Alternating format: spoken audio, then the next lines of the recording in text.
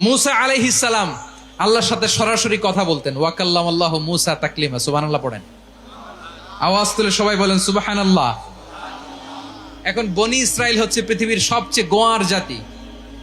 তারা বলে, মুসা তুমি যে আল্লাহর সাথে কথা বলো আমরা তো দেখি না, তুমি যে কথা বলো আমরা তো শুনি না, তো কি করতে হবে?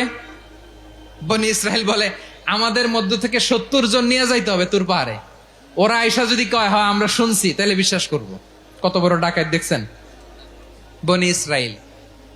এদের চেয়ে গোয়ার জাতি নাই। এত গোয়ার তুমি করেছো মুসা আলাইহিস সালামের সাথে। তুমি যে আল্লাহর সাথে কথা বলে আমরা তো দেখি, কি করব? 70 জন আমাদের বন্ধু বান্ধব যে যদি দেখে, তারা বললে ওকে আস, 70 জন আস। 70 জন নিয়ে গেল। মুসা আলাইহিস সালাম হারুন আলাইহিস সালামকে খেলাফা দিয়ে গেলেন, আল্লাহ ওনাকে নবী বানালেন। মুসা আলাইহিস সালাম বললেন, হারুন খবরদার, বনি ইসরাইলের মধ্যে তাওহীদের বাণী প্রচার করবা, ঐক্য ধরে রাখবা, বিচ্ছিন্ন হতে দিবা না। চলে গেছে। এইদিকে বনি ইসরাইলের এক দুষ্ট লোক ছিল, নাম সামিরি। কি নাম? সামিরি। সে সবাইরে বলল, তোমাদের স্বর্ণগুলো ফালাও। স্বর্ণগুলো ফেললো। বনি ইসরাইলের স্বর্ণগুলোকে গলিয়ে সে একটা গরুর বাচ্চা বানালো। গোবৎস। কিসের বাচ্চা? দেখেন গরুর পূজা কিভাবে শুরু হয় পৃথিবীতে প্রথম। গোবৎস পূজা, গরুর বাচ্চার পূজা কিভাবে।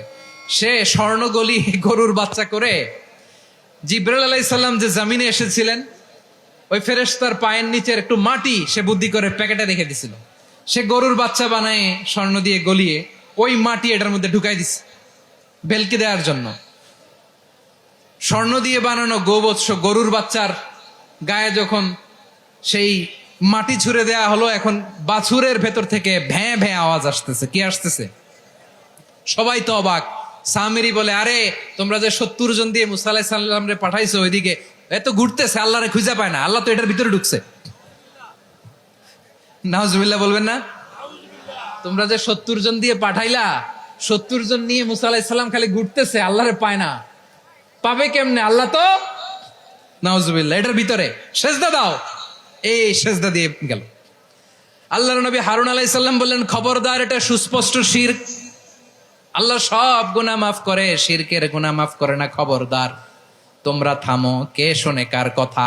এই যে যেমন এখন আমরা, আপনারা আমার কথা শুনতেছেন না? শুনতেছেন? হারুন আলাইহিস সালাম বললেন, খবরদার, এই শিরকি কাজে তোমরা সংযুক্ত হয়েও না। তোমাদেরকে কি মনে নাই আমার ভাই মুসা আলাইহিস সালাম কি বলছে? আল্লাহ শিরক মাফ করে না। খবরদার, শিরক করো না, আল্লাহরে ভয় করো। হারুন আলাইহিস সালাম তাদেরকে বুঝালেন, শিরক করো না, আল্লাহরে ভয় করো।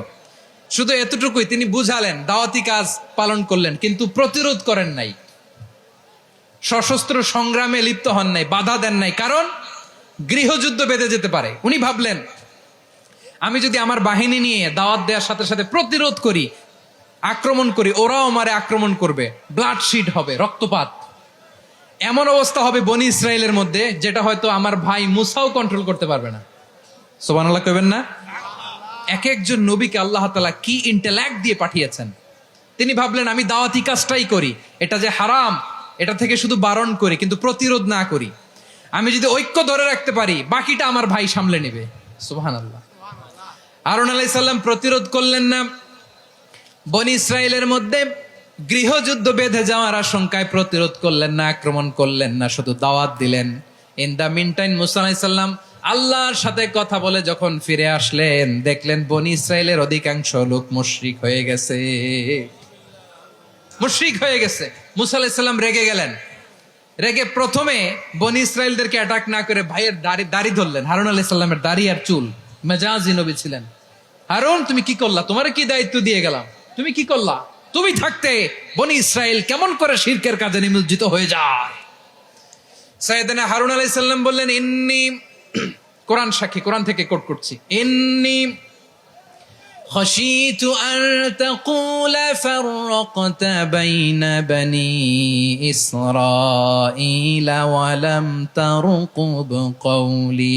ও আমার ভাই, আমার দাড়ি ধরবেন না, আমার মারবেন না। আমি ভয় করেছি, আমি ভয় পেয়েছি, না জানি আপনি বলেন তুমি কেন খাশীতু আন তাকুলা ফাররাকতা বাইনা বনি ইসরাঈল, আপনি এসে আমারে যদি বলেন তুমি কেন ঐক্য ধরে রাখলে না, কেন মারামারি হলো, কেন রক্তপাত হলো? তোমারে কি এই দায়িত্ব আমি দিয়েছিলাম? আমার কথার দিকে কি তুমি ভ্রুক্ষেপ করো নাই? আমি যে বলছি তাওহীদের বাণী প্রচার করবা আর ঐক্য ধরে রাখবা, আমার কথা কি শোনো নাই? আপনি আমারে ধমকাবেন, এই জন্য আমি প্রতিরোধ করি নাই, আক্রমণ করি নাই, গৃহযুদ্ধ আটকানোর জন্য কিন্তু আমি দাওয়াত দিয়েছি। সুবহানাল্লাহ পড়েন। ঐক্য ধরে রেখেছেন। মুসা আলাইহিস সালাম মুহূর্তেই সামিরীকে আক্রমণ করলেন, অ্যাটাক করলেন, শাস্তি দিলেন। মুহূর্তেই ওই গোবৎস গরুর বাছুরকে ভেঙে চুড়ে মেসাকার করে সাগরের মধ্যে ভাসিয়ে দিলেন। পুরো বনি ইসরায়েলকে আবার তাওহীদের উপর প্রতিষ্ঠিত করলেন। পড়েন সুবহানাল্লাহ। এই ঘটনা থেকে শিক্ষা কি?